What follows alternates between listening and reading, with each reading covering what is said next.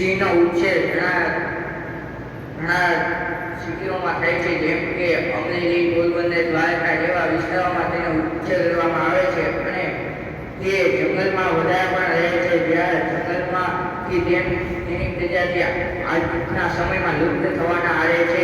તેનું કારણ કોઈને આપણે છીએ જનવસ્તી વધારવાને કારણે આપણે જંગલનો નાશ કરીએ છીએ. તેથી સિંહોનું રહેઠાણ આપણે છીની લઈએ છીએ.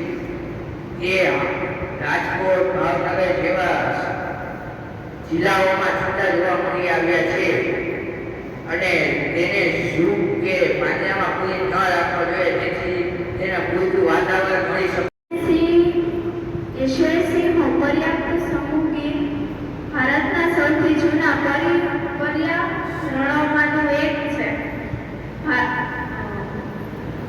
વન્યજીવ છે. આથી તેને કુદરતી પ્રક્રિયામાં કોઈ ખલેલ ન પહોંચે તેનું આપણે કાળજીપૂર્વક ધ્યાન રાખવું જોઈએ. ગીરમાં રહેલા મુખ્ય પ્રજાતિઓમાં એવા સિંહો, લાંબા ગાળાની